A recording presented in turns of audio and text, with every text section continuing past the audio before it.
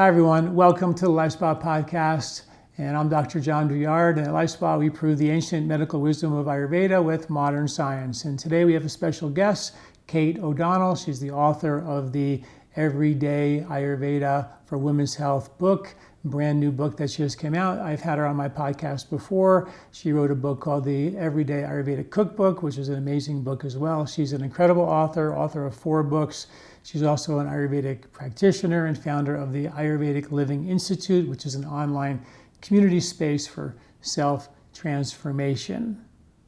Welcome, Kate. Great to see you again. This book is amazing. Everyday Ayurveda for Women's Health, very much like all of your books. They're really quite amazing, and I'm super excited to talk about this book and women's health. It's a really, really important topic. What I'd like to kind of talk about is, we know that 40% of women experience some type of PMS, and that's some research that I've pulled up. That might be more or less. I don't know. We've seen different studies saying different things. But I wonder if we could just dive into, why is that happening? And from the Ayurvedic perspective, what do we do about that? That's a massive number.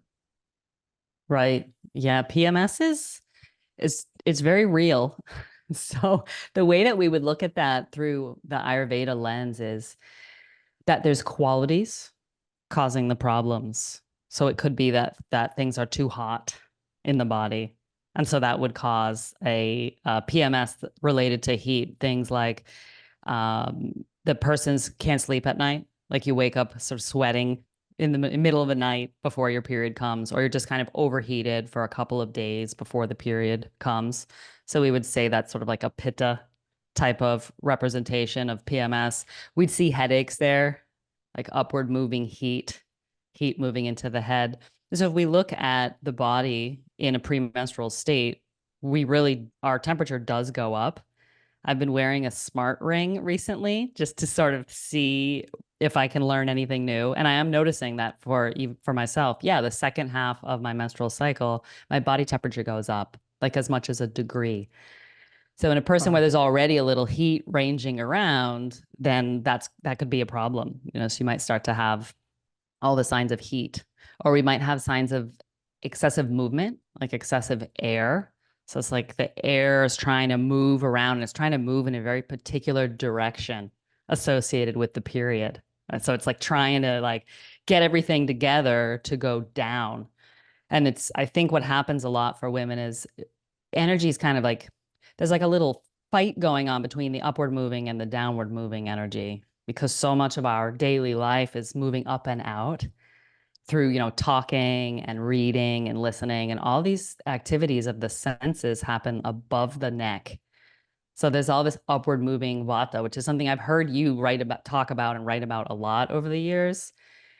So then all of a sudden your body goes through this period of a couple of days where it really needs to pull all the energy down. So that's where we start to get like the bloating and the back pain and the constipation. Sometimes there's a sciatic kind of representation there. So it's anything that we can do during that time to kind of allow a downward flow, where so many of the things I think we don't realize that we do on a regular basis are pulling the energy up and out. So very simple things we can do to sort of manage that movement aspect that causes problems for a lot of people. And the other manifestation of PMS we might see has to do with stagnation or like blockage, or not necessarily because of the movement of energy, but more of a structural thing. So like the body's trying to push the stuff out, but it can't kind of get it going. It's too slow, or things are kind of stuck.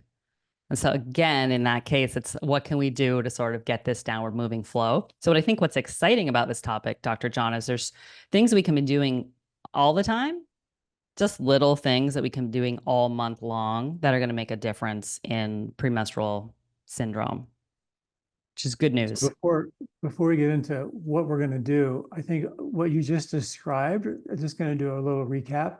The movement, heat, and stagnation is basically Vata, Pitta, Kapha, the three major body types. And she talked about energies moving up and down. We have one that goes up, which is called prana, and the one that goes down is called apana. And when you're under a lot of stress, right, which we all are, like Kate said, everything is happening above the neck. We have way more incoming oftentimes than we can actually handle. So we borrow from Peter to pay Paul, right? The energy that goes down, the apana comes up. And like you said, that's called upward moving vata. And so you mentioned that heat can cause hot flashes, makes sense. But, oftentimes where that heat comes from could be your constitution. You're just a hot person in a hot season doing hot things, eating hot food. That could be problematic. But also, if you're under a lot of stress, so you have more vata, more movement, as you said, then that vata that goes down becomes like a wind that goes up and literally blows. Like it's like taking a blow dryer and blowing, air up into your digestive fire, and then it's just like bringing all this hot air into your head, and all in the name of getting more energy, you can handle more stress. But at the end of the day, that creates just a lot of upward moving vata, which creates upward moving heat, because heat rises. That's what it wants to do. And then there's nobody home to have a healthy, normal, balanced cycle. And so that is such a beautiful description of it. And Ayurveda deals with it in such a logical way, right? So what do we do for, you said there's some things we can do, throughout the month. I'd love to hear what those are. So I'm sure everybody would. Yeah, thanks for that explanation. I think that we see not only with the menstrual cycle, but also for our listeners who are experiencing perimenopause symptoms, it tends to take on that same pattern of the wind blowing on the flame, right? So the first thing we want to kind of do is turn down the hair dryer, turn down the blow dryer, right? So the question is, how do we do that? And one of the things I recommend a lot is, I call it a sense break. So sort of what happens for most of us is we kind of, once we start moving in our daily life, we're just fair game for everything that's coming at us. So all day long, we're just mentally active, potentially physically active as well. So we have that vata time of day from 2 in the afternoon until 6 p.m. It's like a very potent time to administer some sort of help for this wind that kind of is kicked up during that time. So one thing I try to get people to consider is, can we rest the senses at some point between 2 and 6? Where usually, like, we've been already working, let's say, since 9 o'clock in the morning. So a sense break doesn't have to be a big deal. It can be like a 5-minute thing that we just, like, if someone's at a desk in an office, they can just kind of look out the window and set an alarm on the phone, for a couple of minutes, and just kind of attune the senses to the movement of clouds outside, or watching a squirrel or a bird, or anything of nature. So I feel like nature has that ability to bring the rhythm back into our natural cycles, just to attune to it instead of all the other things that are going on that tends to feel a little overwhelming. Another thing I'll recommend is like legs up the wall posture. So if people, have the ability to take 10 minutes and kind of lie on the floor and put their legs up, that's also going to really change the movements of energy in the body. And during that time, I'll recommend, if people can find like an eye cover, which I'll usually recommend a sock, like grab a sock and put it over your eyes. And then again, just set the alarm on the phone for 10 minutes. And if the phone is too alluring, I'll encourage people to buy one of those egg timers. Those little ones you use for the hard-boiled egg. Because some people, I think, once they pick up their phone, it can be all over if there's notifications coming through. So like legs up the wall with a sock over the eyes, or just simply kind of looking out the window, or even like a walk, just kind of like coming away from the workspace or the attentive space, whatever we're attending to, if we can just attune to nature.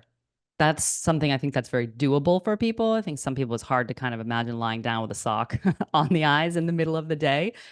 But what I've found is all these years of working with clients is that people, they notice a huge difference from even a 5 or 10 minute break in the afternoon. because it just allows everything to kind of settle down. And then your energy is naturally going to want to sort of return to its home, so that apana, that downward moving flow, is just naturally going to start to move back in that direction if we give it a chance. I love that. What if we did something like legs up the tree uh, Oh, instead of the wall? And the reason why I say that, I've never thought of this before, but as you're talking, I think it's so cool. Um, but during that 2 to 6 time of day, which is the Vata time of day, where we're more vulnerable to aggravation and worry and stress and need chocolate and coffee and that kind of thing to get out of that hole, we feel like we're in. Taking a rest, like you said, is so cool. But also, if you go outside, if you just go outside in the sun, you're lying in UV radiation, which is actually the radiation that heats the body up and actually creates evaporation and creates wind and actually creates vata between 2 and 6 in the afternoon. That is actually the frequency of light that actually creates vata. But the frequency of light that actually balances vata is actually red and infrared light, particularly infrared light. So if you're under a tree, the tree leaves, particularly in the summer, blocks all the UV radiation. And if you go online and Google infrared light tree, and you'll see this tree exploding with infrared light, because with infrared photography, you can see the actual light. And when you're lying under a tree with your legs up, like you said, you're literally, each leaf is blasting and reflecting all that infrared light into your body, literally balancing your vata.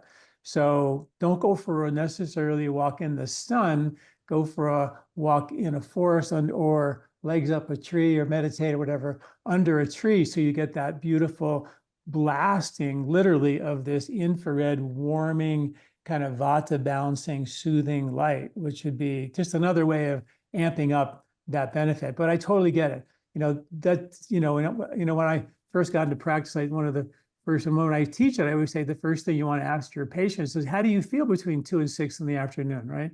And yep. if they feel like, then we know that this is going to be a predisposition to aggravating whatever their weak link is. And if your menstrual cycle is your weak link, or your anxiety is your weak link, or whatever, that stress can be, particularly if it's cumulative day after day after day, can push it over the edge, which is amazing.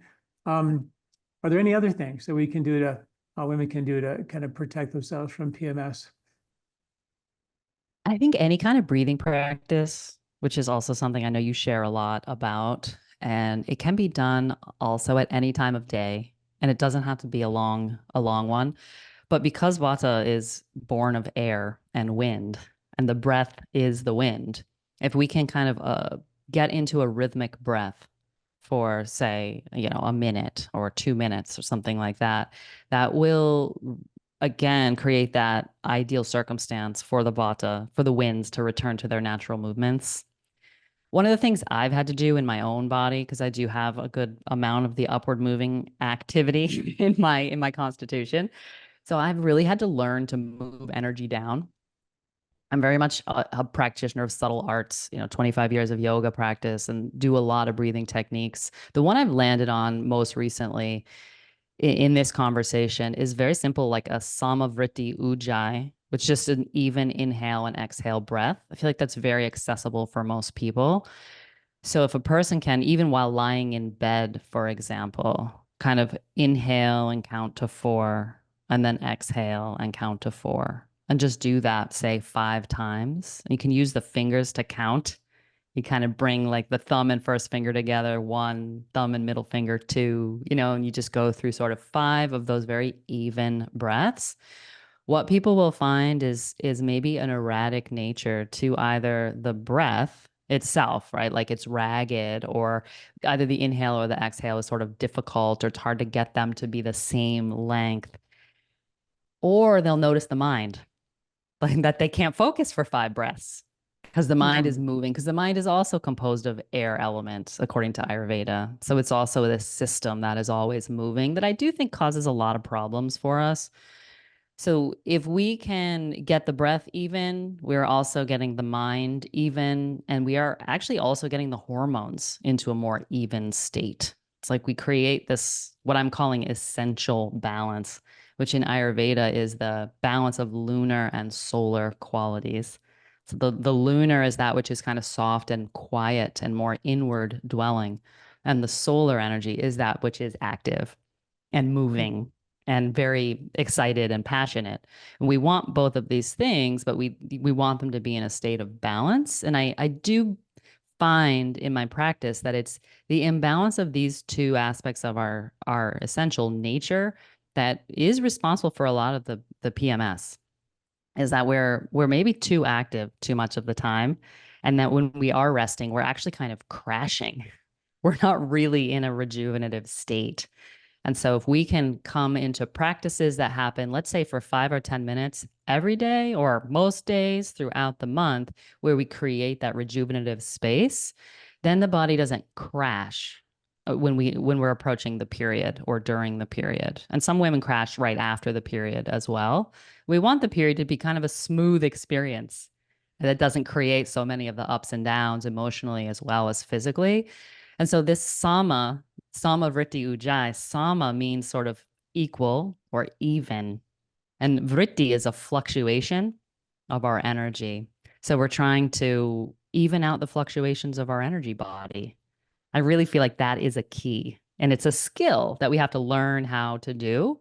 And so this very just count to four inhale, count to four exhale is something I find works and is kind of like, it's not too fancy. Yeah. You can lie in bed and do it. Yeah. You know, I love this. As you keep talking, I just keep thinking of things like, that question, do you feel like your life is a struggle? Do you feel like at the end of the day, you're exhausted and spent, Yeah. And I think that might be a good signpost for folks. Like like one thing is your menstrual cycle, but the other thing is like, how do you feel at the end of your day? If you look outside and look at nature, look at the squirrels and the deer, they're not struggling. I mean, they're very Mhm. chill, extremely chill. You would imagine that we, at one point in our evolution, were also somewhat chill and connected to those rhythms and lived to survive. You'd have to be in those rhythms, but we've taken ourselves out of those rhythms. And I think that might be a good question for folks to say, well, um, you know, what do I do with my lifestyle? Because people say, I'm not stressed, I feel fine. But how do you feel at the end of the day? Do you live for the weekends? Do you need that cup of coffee to get up in the morning? Do you need that glass of wine in the afternoon, in the evening to settle down? That means your life is, a struggle. And that struggle is going to borrow from Peter to pay Paul and set you up for, particularly when your body creates a cycle, menstrual cycle, which is like a minor miracle every month. Um, you know, that's taking a lot of energy. So when you take a lot of energy out of the body, you're going to find out where the rubber meets the road. Um, Exactly. yeah. So it's absolutely beautiful what you're saying. The breaths that you said, I think is perfect advice. And the fact that, this is an insidious issue because it's our culture to be going 90 miles an hour. And we have to recognize that we are, in a way, out of sorts, and we Right. can get that calm back. Let's talk about fertility for a second. One study showed that I think there was a book called Countdown, which was a book about fertility, and she cited a study where from 1960 to 2015, the fertility rates declined by 50% in America. And that's not just for women only, 20 to 70% of that was for men with low sperm count. So it's happening to everybody, but we're talking about women here. What's the story Ayurvedically? I mean, it's probably somewhat similar, some similar ideas, but I wonder if there's anything else you can add about fertility. Yes, fertility is according to Ayurvedic texts, the sort of the enemy of fertility is heat, is excessive heat. I always Uh, remember like when we were in health class, in sex ed, they would sort of teach the boys not to wear the tight pants. You know, the idea was that you want to like kind of keep the scrotal sac cool, right?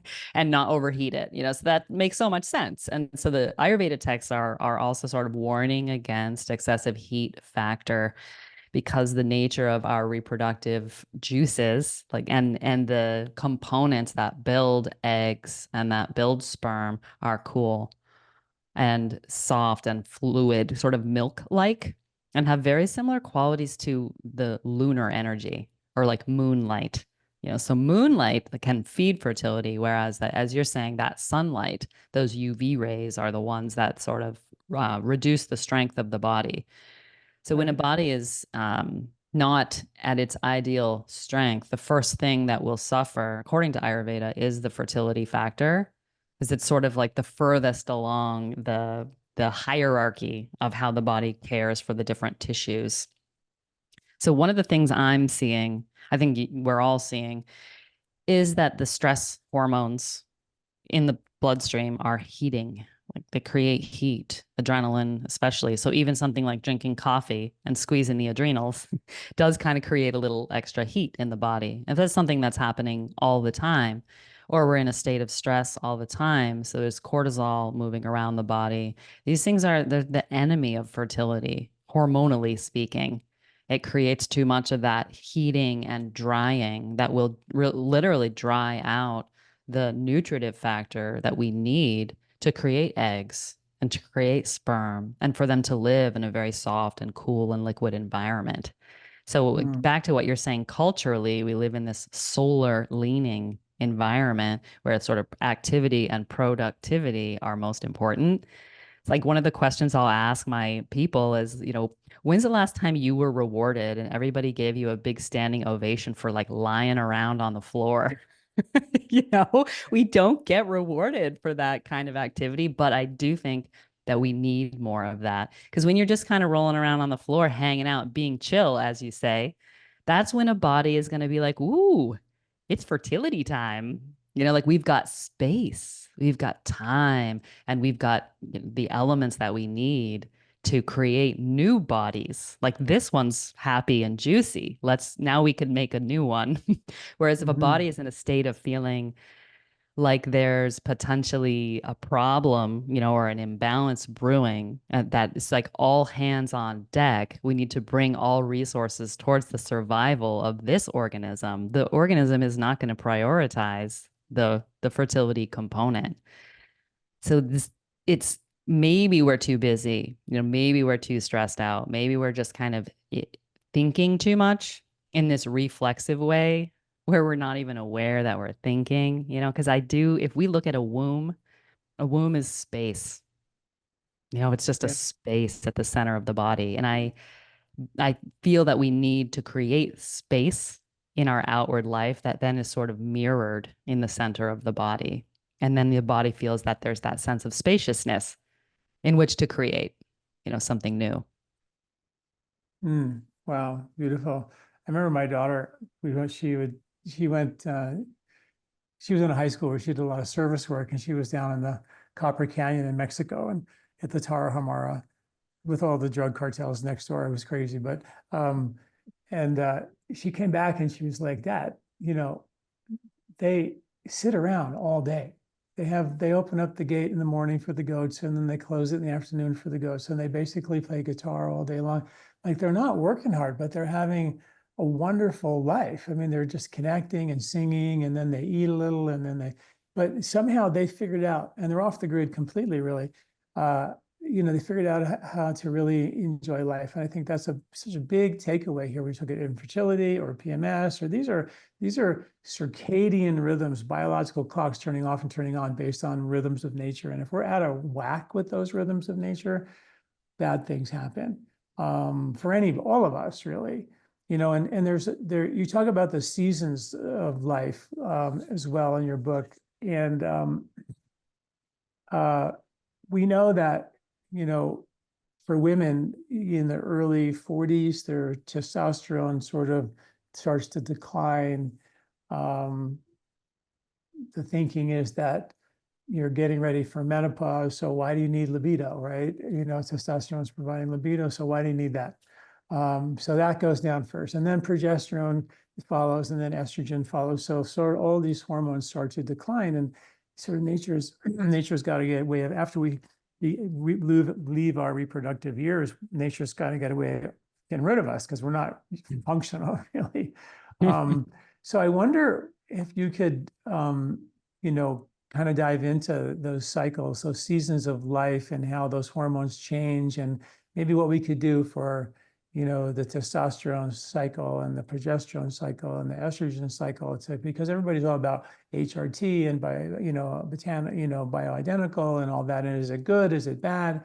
And I guess that's probably a good question to start. Is the bioidentical good? Are those hormones really good, or are they actually bad? And what can we do Ayurvedically for those cycles when we start losing those hormones sequentially? Yeah, I'm having this conversation all the time right now, Dr. John, like it with my friends. I'm Yeah, 45, right. Yeah, okay. Yeah, there you go. Yeah, yeah, and I have a lot of friends who are considering using hormones, or they already are. And I mean, the question of are they, bad for us? I don't know that we know that yet. I don't know that we've had enough time, and I think that the drugs are always changing. Do you have anything to add on that? Like, 'cause I know you follow the research a lot. Yeah, I mean, the bioidentical, I think you're right. It's a little bit too early to tell. People should know that bioidentical isn't 100% botanical or natural. It's half synthetic and half botanical based. So it's not really 100%. We know that the full-on synthetic ones were significantly problematic. They were, cancer causing and significantly an issue. So the question is half botanical and half synthetic 100% better than 100% synthetic, which we know is bad? So, I'm always just a big fan of trying to figure out, can we actually give you, hormonal precursors, as botanical medicines to Yeah. support the body's ability to get that and do the things we're talking about, get the body to relax, calm the body down so the body can reset itself, give the body the precursors it needs, fill the pantry with the ingredients to make hormones with, and then you can kind of hopefully move that needle without having to go to something so extreme, which is really, messing with an amazingly elaborate system of feedback loops of hormones and neurotransmitters. And you start going in there and it's a lot, Right.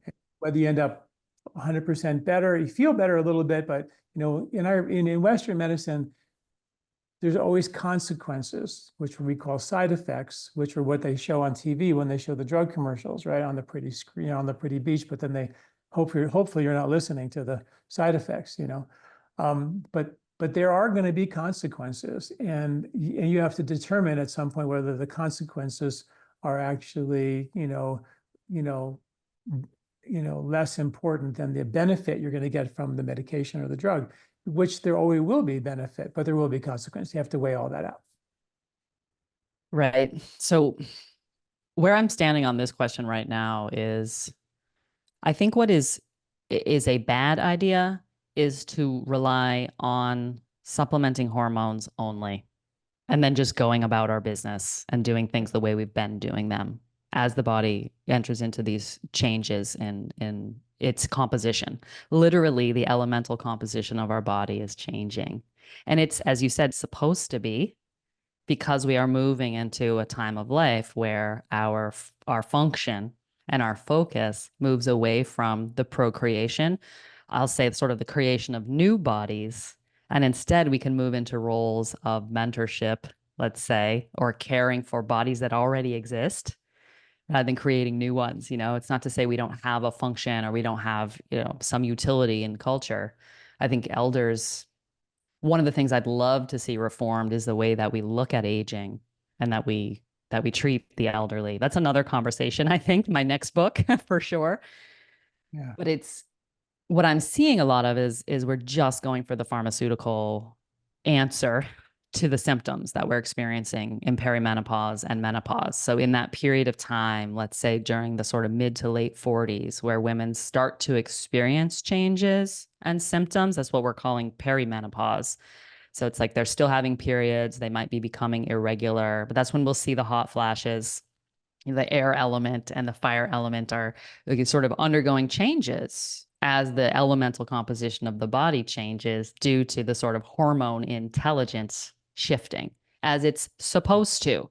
So I think we're moving culturally into a space where we're not viewing perimenopause and menopause as like a disease, that it's natural. I was really driven to work on this book and put this book into the world because I wanted to create a conversation around how these changes in the body are natural and they are supposed to happen. So one of the questions I'll ask is, are we using the hormones in order to continue to keep life the same at a time when it's supposed to be changing? So like, for example, a woman's exercise regimen, it should shift. It should change, right? The way that we approach building of the body should be shifting during this sort of liminal time while the hormones are undergoing, let's say, exponential changes, right? Between 45 to 50, and then sort of again, let's say around 50 and to 4 or 5 years. That's where the change in the estrogen is sort of quantum compared to what we started to experience, let's say, back in our late 30s. So we're experiencing quantum changes. That is, I would say, never fun, like, and never easy, and it's something that we want to manage our daily life in such a way that we are creating some, let's say, touchstones, rhythms, routines, circadian rhythms that really stabilize and ground the system. If we're doing that, we're going to see an easier time of undergoing changes. So let's say things like when people eat their meals, or when they go to bed, or when they wake up, these times of day, sort of these points along our 24-hour cycle. If we can get some consistency there, and it doesn't have to be perfect, as you say yourself, Dr. John, the 80-20 rule, right? So if people can sort of follow the rhythm 80% of the time, that creates this bedrock for the system where we can then, when the changes are happening, the body at least can sort of rest in these rhythms. That creates a rejuvenative and resting space.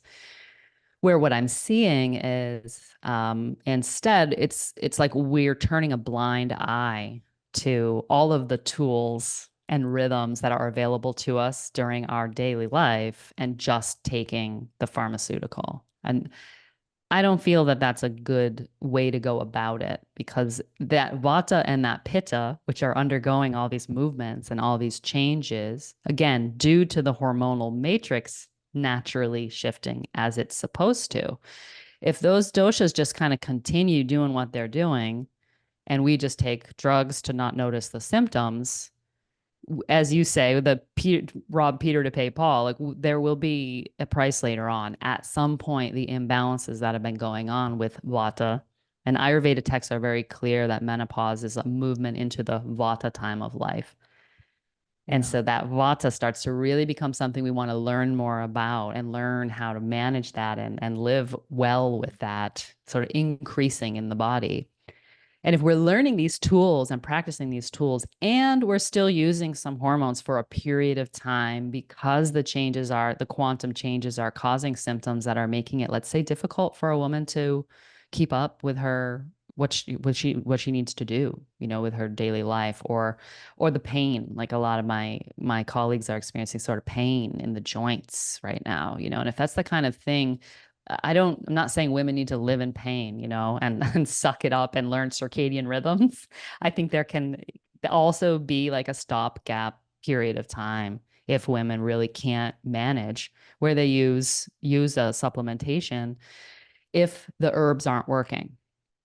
So we've kind of already tried to create, put everything on the plate that the body wants in order to create these hormones, and make sure that the full nutrition is there and the body's able to assimilate the nutrition.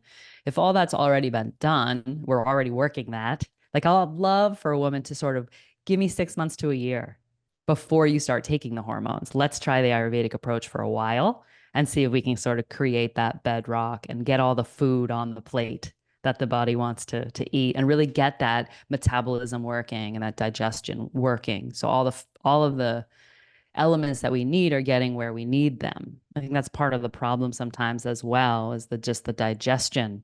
Potentially, we can take all the herbs we want, but if the digestive system isn't able to really metabolize and assimilate what we need, that can create some imbalances itself.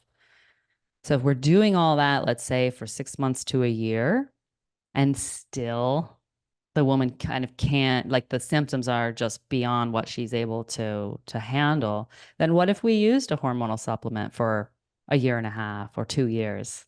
Not for a long time. I think that's when we might start to see some danger down the road from taking these things for a long time, that's sort of how I'm approaching it now. I think we should check in again in 5 years when I've gone through all this myself too, to see um, what the experience is like. But I'm already using herbal precursors like ashwagandha, shatavari, chasteberry. Like I've already been working with those things since I was probably around 40. Notice a difference right away. As soon as my period starts to get irregular or my ovulation starts to get irregular, if I, for me, Chase Tree, Vitex, they'll call it in the sort of herbal world, that has always been an ally for my body. Anytime I get irregularity in my menstrual cycle, I use the Chase Tree, and for me, it's worked. So it's like if we can sort of find that ally for each person's body and get them on sort of whatever the herbs are that are needed, it works.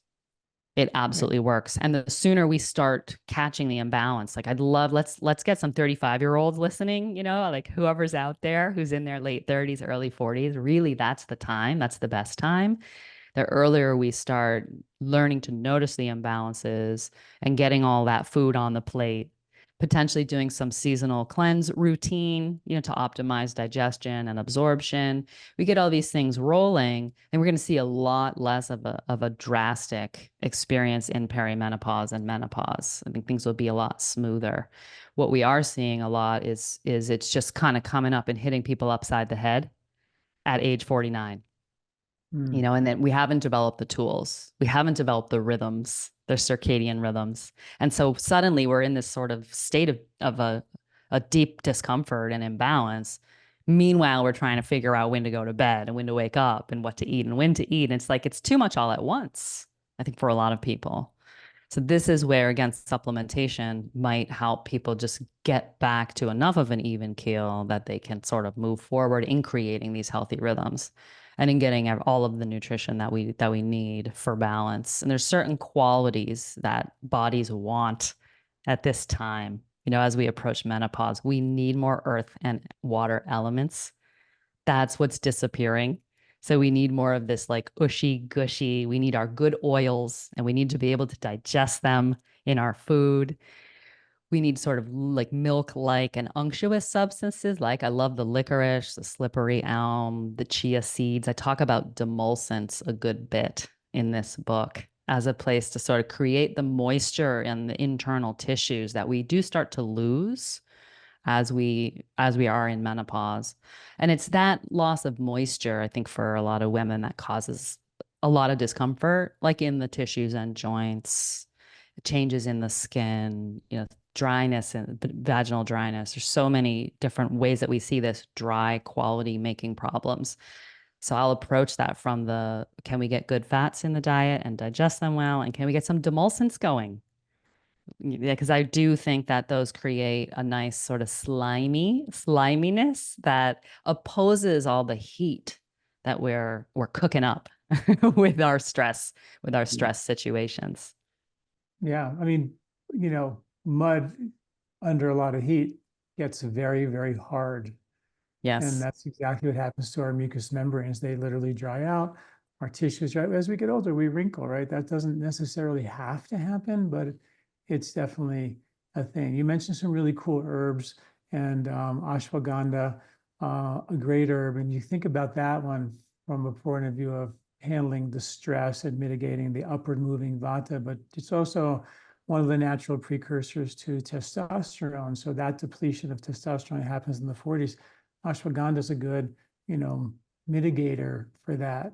Chaste berry, you know, it's a hormonal hormonizer, but it's also the most powerful precursor to progesterone.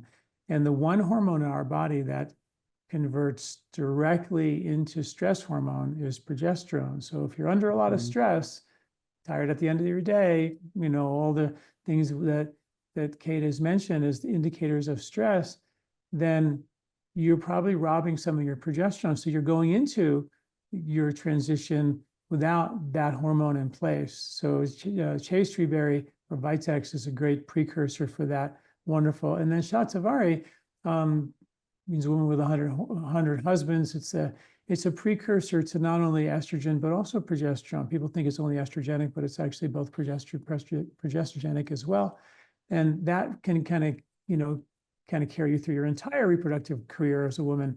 But those 3 herbs I think are wonderful, and women should know about those for sure, because that's a great way to get ahead of the curve, because you can't wait until, it happens. Just like they always say, when you're going to try to capture a crocodile, you don't, tackle it while it's in the water, while it's like hungry, hunting. You wait for it to come onto the land, fall asleep, and then you throw a rope around it. Like wait for this thing to sleep, get it while it's sleeping, but when it's like in full bloom, it gets a little harder to fix, right? Right. So anyway, I love that. You mentioned some really beautiful description about the lunar cycle, and I'd love for you to just dive into the lunar cycle and the different phases of the lunar cycle, and what happens in different phases of the lunar cycle, and what happens in different phases of the menstrual cycle and the reproductive cycle. And that's such fascinating information. I wish you could just dive into that for a bit. Oh, I love, yes, this conversation is, in my 20s, I lived on Maui.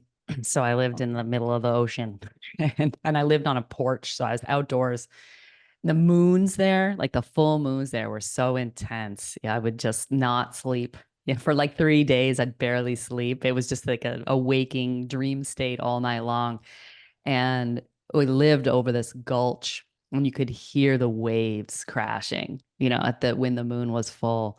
And the new moon would come around and it would be like sleep time. I'd have like 5 days of just amazing sleeps, and quietude. And you wouldn't hear that sound of waves crashing. And it's, as we look at how, especially women's bodies, all bodies, everything of nature is affected by the moon, literally the gravitational pull of the moon sort of pulls water element towards the surface of the planet. So that's why the waves, the tide gets bigger. So we have this high tide that time of year or that time of month where the tide literally is going to come up a few feet more, right? So there's like more water moving. So that's happening in our bodies as well, like more water moving, right? It was more moisture moving when the moon is full. And traditionally speaking, it seems like women as sort of part of a tribe will all menstruate together, and usually around the new moon. And then around the full moon is when we see because again, the moisture component lends itself towards fertility, and that moisture that creates the genetic components of eggs and sperm and all the juices. So all the juices are rising, just like the tide is rising. And the biodynamic farmers are planting their plants at the full moon because there'll be more moisture in the soil, right? So the baby plants are getting more moisture. So everything in the cosmos is affected. And it's such an amazing, magical mystery, that women's bodies are sort of moving in this rhythmic way with the moon. And I'll notice a lot that for a lot of women will sort of shift towards bleeding, having the period when the moon is full in the summertime, and then move into a new moon cycle in the winter. And so it does change. One of the things I'm wary of is this conversation. Women will start to feel like, oh no, there's something wrong that I'm not menstruating at around the new moon, but it's not necessary, right? It's not always that linear at all. But what we do have is a cycle that's 28 days, give or take. And so that's the cycle of the moon as it moves through the waxing moon, which is when we move towards a bigger moon. So it's getting waxing means it's getting bigger. We're moving towards full moon, and then it wanes. So as it wanes, we're moving towards the new moon. So that causes changes in the doshas. So the way that the Ayurveda texts talk about the cycle, the menstrual cycle, is according to doshas. So there's like a vata, pitta, kapha time of the cycle. So the period itself is the vata time that very much is characterized by movement. And it's apana, as you said, apana is that subset of vata that's moving and moving down. And then that waxing moon, or the first 2 weeks of the cycle, which is what we would call that's the phase where we're building the fertility. So the body is sort of getting that egg ripe. And then over the course of the 2 weeks, we move towards ovulation. And that's like the moon is getting bigger. And then the full moon is sort of the time where we ovulate. And that is the time where the fertility factor is there. And that whole 2 week period is considered a kappa phase, like a kappa time. And that's like, could be 12 days, it could be 10 days, it could be as many as 14 days. It's usually somewhere in the middle there between, let's say, 10 and 14 days that the body is waxing. So that kappa, all the qualities of kappa, the moisture, the building of tissue, that all is growing during that first 2 weeks or so of the cycle. After ovulation, we move into the where the estrogen is checked by progesterone. So the body's no longer building that endometrial lining. It kind of progesterone comes in and says, let's stop doing that now. Right. The egg is not fertilized. So we're going to start the cycle again. So it's the progesterone that's is a little bit warmer than estrogen. And so it kind of comes in and stops the building, allows the endometrial lining to mature, and then the body will then shed during the Vata time. All that Vata comes online to do the shedding. But the Pitta time of the cycle is that progesterone time where we're doing the cooking. We could say the cooking of the endometrial lining, right? So we get it ready to the point where it's ready for its next phase, which is the shedding. So we go through this Kapha time and this Pitta time. That's why women will notice that they may not tolerate hot substances like alcohol or spicy food or things like that towards the second half of the cycle. As we move towards the period, women might notice like loose stools. Kind of that pitta quality starts to come into the poop. So we'll see like more as we get closer, we'll see more of a hot, acrid, or maybe even like a acidic smelling and qualities come into the stool. The BO changes. We'll notice that things kind of get a little more acrid, a little more acidic, a little more smelly as we get closer to the period. And all these things are because of the pitta. The sort of pitta is most active in the body at that time.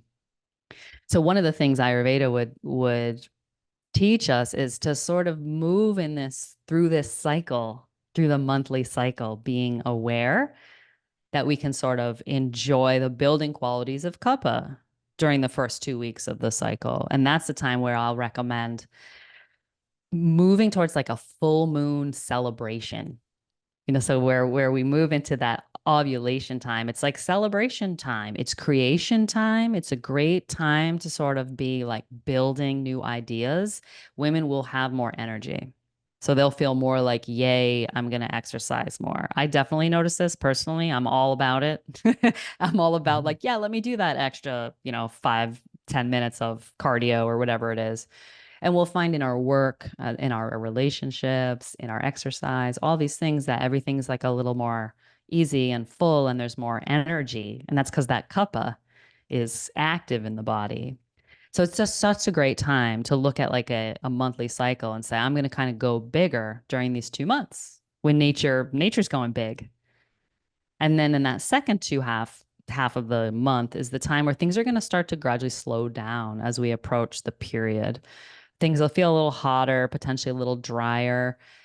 We might get tired more easily. And as we get closer to the period, every day you get closer to the period, we'll notice this more, that we just tire a little bit more easily or sooner, and that we don't tolerate heat as well. And we may not tolerate stress as well either.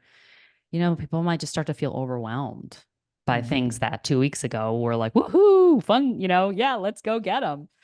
And it's what I love about this way of looking at the lunar cycle is that there's so many things we experience in our mind and our moods and our energy and our digestion that are absolutely natural. It's just the flow of nature. So it's like, oh my God, why am I tired? It's like, well, you're supposed to be, So it's for those who have some ability to even manage the schedule. It's like in that week before the menstrual cycle, we could just take out a thing or two, or add a little bit less or expect a little bit less, productivity and a little more sort of inward dwelling or more of these sense breaks that we've been talking about, and just kind of really dropping into the rhythms. Like one of the things when PMS is a problem for a woman, I'll start by saying, can we just focus on the week before you get your period? Like you don't have to be perfect and do all the things all month long. Let's just look at this week before your period when we know that you're going to be a little more tired, a little more less resilient to stress. Like we want to kind of just dial everything down a notch during that week.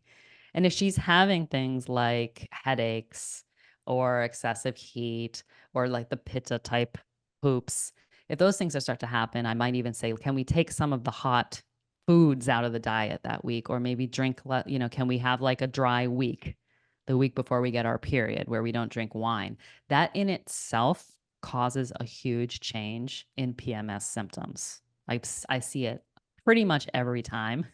If we cannot have those who drink alcohol, sort of regularly, if they don't do that for a week, it's kind of night and day. So a lot of the just the awareness of where am I in my lunar cycle? Am I in the building phase, or am I in the sort of letting go, shedding phase? And then while we have the period is just such a fantastic time to rest. So, I think a lot of women have put a lot of energy and feel very motivated and inspired by a regular workout regimen, which is fantastic. It's great to feel strong. I think the older we get, the more important that is. And when we're bleeding, when we have that period, that is not the time to try to build. The body does not want to build. That kapha is not most active. It's the time the body wants to get rid of things. So I'll also suggest we could even it's a great time for journaling or introspective activity, where you just kind of step back and look at, like what's been going on this month? Are there some things here, that may like energy places I'm putting my energy that are making me tired? Like, can I let go of anything? And what do I want to plant seeds for in the next lunar cycle as that full moon is coming? What do I want to be manifesting? So I feel like that period is it's such a potent time for sort of taking stock of our life, our direction, our energy, and also redirecting our energy if necessary. Such a cool time. And just to say again that when we use this lens and look at, say, a month, because Ayurveda, I think a lot of our listeners may have already heard of daily routines and seasonal routines. And now I'm saying, hey, like we've also got this monthly rhythm that if we kind of row the boat along with the stream of what's happening when the moon is waxing and when the moon is waning, even for those who don't menstruate, still that cycle is there affecting the body. So many of the changes that we undergo over the course of a month in our energy, our moods, our digestion, sleep, so many of those things then just make sense. I think we can just sort of say, oh, and rest around it instead of trying to fix it or wondering what's wrong. Just sort of rest in that these rhythms are causing these changes, and this too will also just shift in a couple days or a week. Yeah, amazing. Just a reminder, everybody, we're talking about the book Everyday Ayurveda for Women's Health by Kate O'Donnell.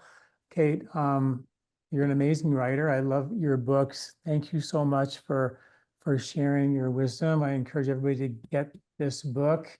Any last tips you can give everyone about women's health and also how they can get a hold of you? I would say, like, sort of parting words is just we can remember that so many things are natural. So many of these changes are natural, that we undergo. The bodies that have the ovaries and the uterus undergo very particular and somewhat predictable changes over the course of a lifetime. And if we also zoom out and look at where we are in the lifetime, it's so enlightening and really very stress reducing to just say, oh, yeah, I'm at that point in my life. And so that's why this is true right now. And that is how I live my life. And I find it really a real place of solace and beauty to live that way. So that's kind of what I want for our listeners. And people can find me. I have all sorts of courses. Some of them are on demand, some of them are live. I'm active a lot in my community membership. Everything is at ayurvedicliving.institute. And I am definitely here to help people live the routines that I'm talking about in the book, Everyday Ayurveda for Women's Health. So thanks so much for talking with me about this today. And I love it. Yeah. Thank you, Kate. Good luck with your book and all your next books to come as well. I'm sure we'll be talking about those soon. All right. Thanks so much for coming. Appreciate it. Thank you. Good to see you. Hi, everybody. I just want to take a minute and tell you what we do here at LifeSpa.com. I've been in practice now for 40 years, 38 of them have been practicing Ayurvedic medicine full time. For the last 20 years, I've been writing articles and doing videos on the ancient medical wisdom of Ayurveda with the modern science. If something's been around for 1,000 years, still practiced today, and you have modern science to prove it, boy, I really feel like that's something we should all be taking a look at. And that's what we do at lifespa.com, and all that information is for free. So just go to lifespa.com and search in your health topic, and you'll get the information, the article that you need, hopefully that will help you. While you're there, check out our Ayurvedic store. You can get there through lifespa.com or go to store.lifespa.com. And there we have all of our organic Ayurvedic herbs, organic skincare line, more books, tapes, knowledge that we give you is all there at our store. All of our cleansing kits are there in our store. All of our herbs are whole herbs with the natural occurring microbiome, the way it came out of the soil. And that's critically important, because if I took the bugs out of you, you'd be completely different. We take the bugs away from a plant, like sterilizing and making an extract or spraying your food with pesticides, you lose significant benefit of that plant. And that's why we use the whole plant with the natural occurring microbiome. So check us out, learn more about what we're doing here at lifespa.com, and we'll see you again. This recording is brought to you by LifeSpa, where ancient Ayurvedic wisdom meets modern science. Get access to free health video newsletters by Dr. John at lifespa.com. These statements have not been evaluated by the FDA. These products are not intended to diagnose, treat, cure, or prevent any disease.